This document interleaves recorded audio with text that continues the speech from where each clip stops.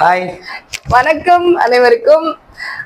இன்னைக்கு நம்ம வீடியோல வந்துட்டு கன்சியூமர் ப்ரொடெக்ஷன் பத்தி டீடைல்டா பார்க்க போறோம். ஓகே.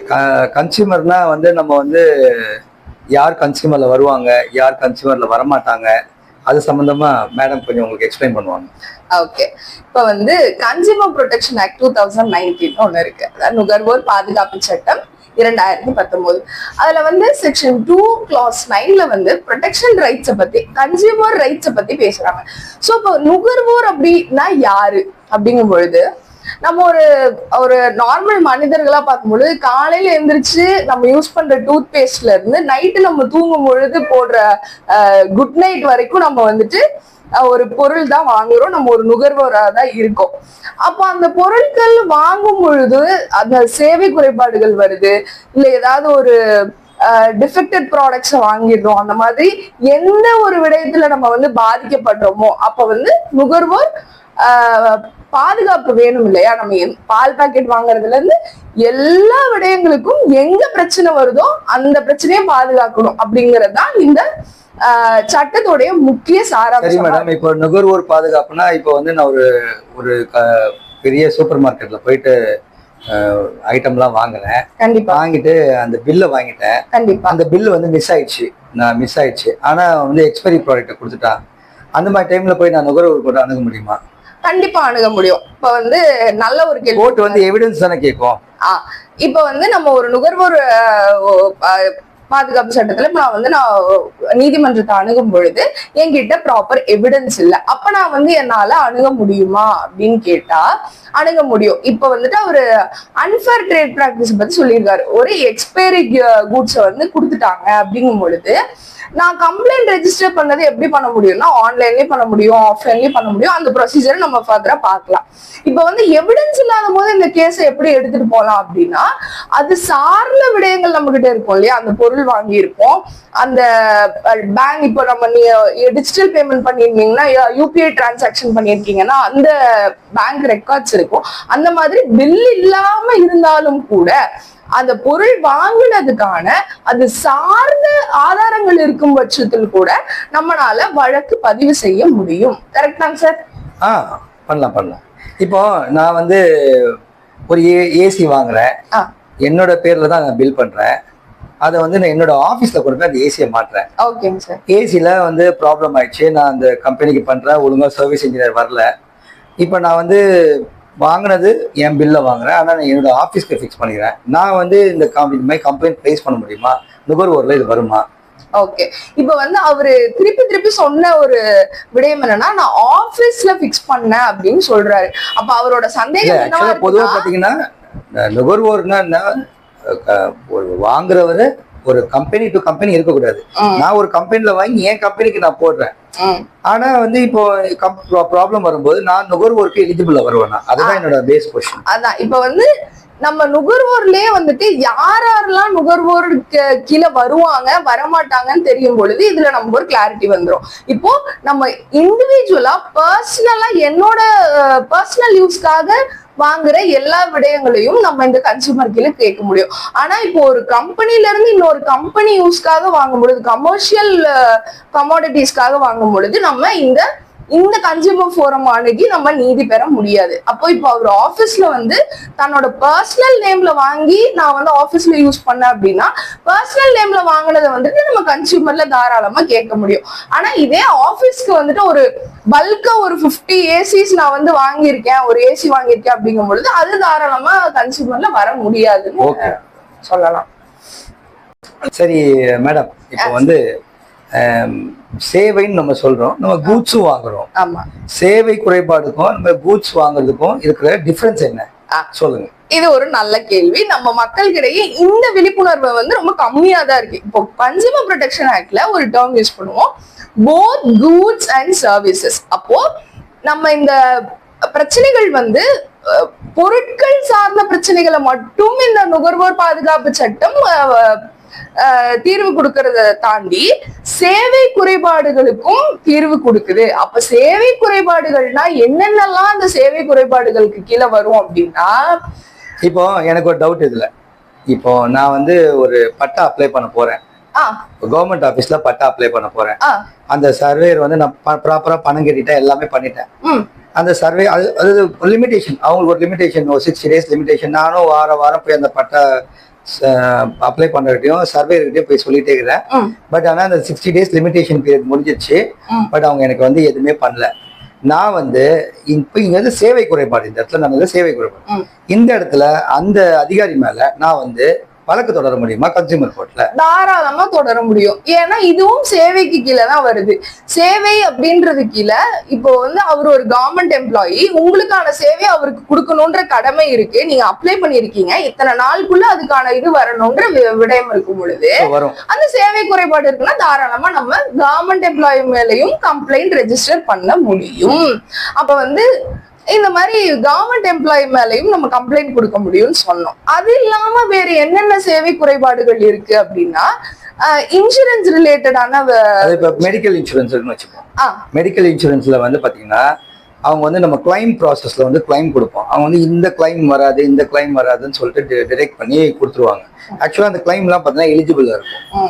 நம்ம போய் அந்த ஒன்ஸ் நம்ம இது ரிலீஸ் ஆன பிறகு, அவங்க நான் கிளைமிங் அந்த பேப்பர் கிடைச்ச பிறகு அந்த இன்சூரன்ஸ் கம்பெனி அன்னைக்கு நம்ம வந்து இமெயில் மூலியமாவோ நேராவோ அன்னைக்கு அவங்க வந்து ஏதாவது ஒரு அன்வேலிட் ரீசன் சொன்னாங்கன்னா இங்கேயும் இது சேவை குறைபாடுல வரும். இதையும் நம்ம கன்சியூமர்ல போட்டு அந்த எந்த அமௌண்ட்டோ அதையும் பண்ணி காம்பன்சேஷன், மன உளைச்சலுக்கு தேவையான அமௌண்ட்டை வாங்கி நம்ம அதுக்கு வழக்கு தொடர்ந்த செலவுக்கும் தேவையான காசையும் அதில் காம்பன்சேஷனாக நம்ம பெற முடியும்.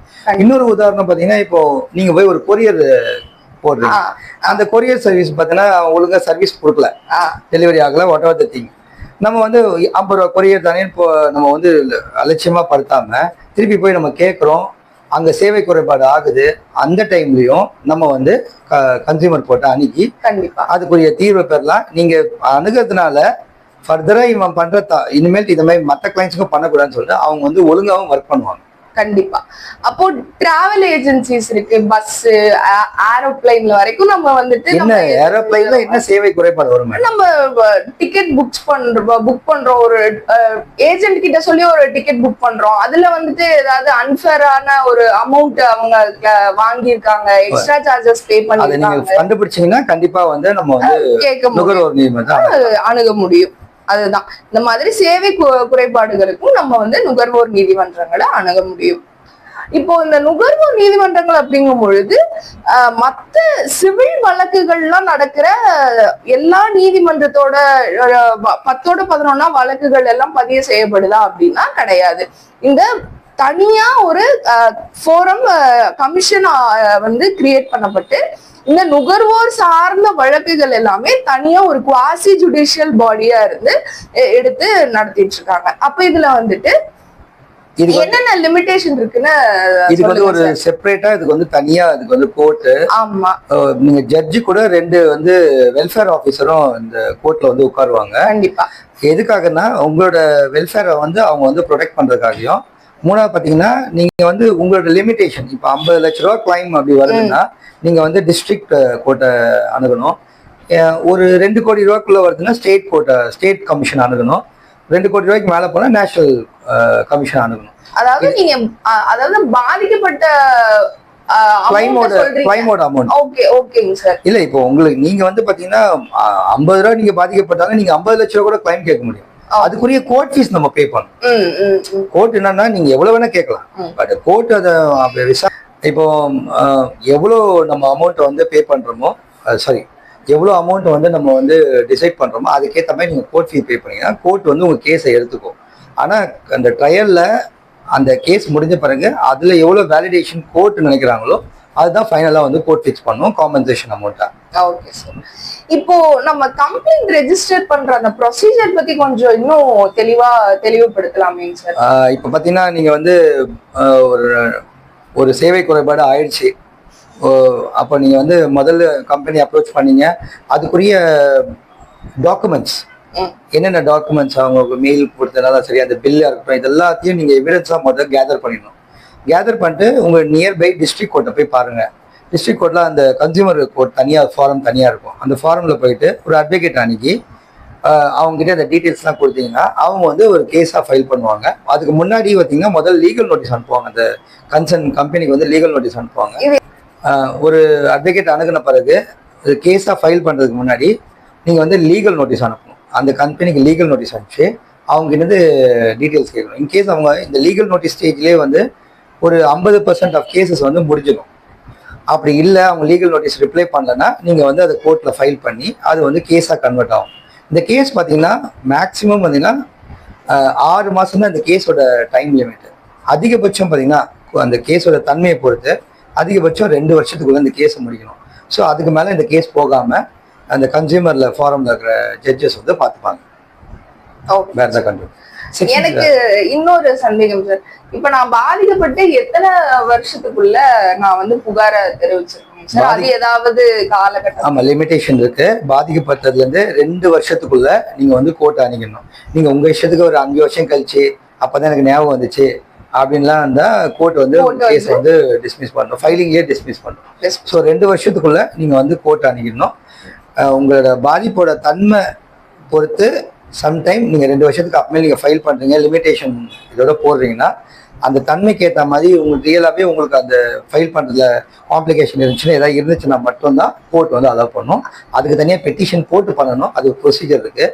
இல்லைன்னா 2 வருஷத்துக்குள்ளே கம்பல்சரி பண்ணி ஆகணும். ஓகே, இப்போ நம்ம ஞாபகம் வச்சுக்க வேண்டியது பாதிக்கப்பட்ட 2 வருடத்துக்குள்ள நம்ம வந்து கம்ப்ளைண்ட் ஃபைல் பண்ணுறது சிறந்த விஷயம். நல்லது. இப்போ வந்து பார்த்தீங்கன்னா ஆஃப்லைனை பற்றி நான் பேசினேன். நீங்கள் கோர்ட்டில் போய் அணுகி ஒரு அட்வொகேட்டை பார்த்து அப்புறம் மாதம் ஒரு ஹியரிங்கை பார்த்து அப்புறம் வந்து கோர்ட்டோட ட்ரையலை பார்த்து அப்புறம் ஜட்ஜி நீங்கள் போகும்போது வருவார், இருக்க மாட்டேன், இது மாதிரி நிறைய காம்ப்ளிகேஷன் இருக்கும். நான் வந்து கன்சியூமர் அணுகிட்டு அந்த டைமுக்குள்ளே நான் பாட்டுக்கு என் வேலையை பார்ப்பேன் அப்படின்னு நீங்கள் திங்க் பண்ணுறீங்க. உங்களுக்கு ஒர்க்கில் ரொம்ப பிஸியாக இருக்கிறீங்கன்னா இந்த கன்சியூமர் ஃபாரம் வந்து இன்னொரு ஆப்ஷனும் இருக்குது. அது வந்து ஆன்லைன் ஃபைலிங். அந்த ஆன்லைன் ஃபைலிங் பற்றி கொஞ்சம் டீட்டெயிலாக நீங்கள் சொல்லுங்கள் மேடம். ஓகே சார், இப்போ ஆன்லைன் ஃபைலிங் அப்படிங்கும் பொழுது நமக்கு இ-தாக்கல் அப்படின்ற ஒரு வெப்சைட் கொடுத்துருக்காங்க. அந்த போர்ட்டல்ல போய் நீங்க வந்து சார் e-dakhil.nic.in e-dakhil.in. ஸோ இந்த போர்ட்டல் அஃபிஷியல் போர்ட்டல்ல போயிட்டு நீங்க என்ன பண்ணலாம், ரெஜிஸ்ட்ரேஷன் பண்ண முடியும். ஸோ இந்த ஃபைலிங் ப்ராசஸ்ல வந்துட்டு நீங்க எந்த ரிலேட்டட் கமிஷன்ல நீங்க வந்துட்டு வழக்கு தாக்கல் செய்யப்படணும்ன்ற இது இருக்கு. நாங்க ஆல்ரெடி சார் சொல்லியிருந்தாரு, இப்போ இவங்களோட கிளைம் அமௌண்ட் பொறுத்து டிஸ்ட்ரிக்ட் கமிஷனா ஸ்டேட் கமிஷனா அப்படின்ற ஒரு வேரியேஷன்ஸ் இருக்கும். அப்ப நீங்க டிஸ்ட்ரிக்ட் கமிஷனுக்குள்ளதான் வரீங்க அப்படின்னா டிஸ்ட்ரிக்ட் கமிஷன்ல உங்களோட கம்ப்ளைண்ட்டை ஃபைல் பண்றீங்க. அப்ப அந்த கம்ப்ளைண்ட்டை ஃபைல் பண்ணும் பொழுது ஒரு பேப்பர்ல உங்களோட கம்ப்ளைண்ட்டை எழுதி அதையும் நீங்க அப்லோட் பண்ண போறீங்க. அதை அப்லோட் பண்ணும் பொழுது இது சார்ந்த ஆதாரங்கள் என்னென்ன இருக்கு அதையும் நீங்க அட்டாச் பண்ணணும். அந்த அட்டாச் பண்றதோட சேர்த்து கோர்ட் ஃபீயும் பே பண்ண போறீங்க. அந்த கோர்ட் ஃபீ பே பண்றதும் ஆன்லைன்லயே நீங்க பே பண்ண போறீங்க. இந்த ப்ரொசீஜர் எல்லாம் வந்ததுக்கு அப்புறம் நான் ஒரு விஷயம் நான் ரொம்ப சுருக்கமா வந்து ஒரு 5 ஸ்டெப்பா சொல்லிடுறேன். நீங்க வந்து ஆன்லைன்ல ஃபைல் பண்ண போறீங்கன்னா முதல் வந்து ஸ்டெப் 1 வந்து பாத்தீங்கன்னா நீங்க முதல்ல ரெஜிஸ்ட்ரேஷன் பண்ணணும். உங்களுக்கு ஒரு அக்கௌண்ட் நம்பர் கிரியேட் ஆகும். ரெஜிஸ்ட்ரேஷன் பண்ண பிறகு நீங்க வந்து ஃபைலிங், அதாவது உங்க இதை வந்து ஃபைல் பண்ணணும். தேர்ட் ப்ரொசீஜர் பார்த்தீங்கன்னா ஆப்போசிட் பார்ட்டியோட டீட்டெயில்ஸை வந்து அப்லோட் பண்ணணும்.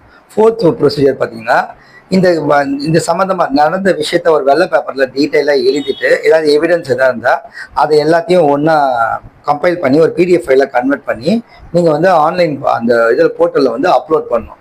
அதுக்கப்புறமேல் பார்த்தீங்கன்னா உங்களுக்கு வந்து லீகல் நோட்டீஸ் அதுக்கப்புறமே பார்த்தீங்கன்னா உங்களுக்கு கோர்ட் ஃபீ இது வரும். கோர்ட் ஃபீ நீங்கள் பே பண்ணிட்டீங்கன்னா உங்களுக்கு அடுத்த ஸ்டேஜ் வந்து உங்களுக்கு ஃபைலிங் நம்பர் வந்துடும்.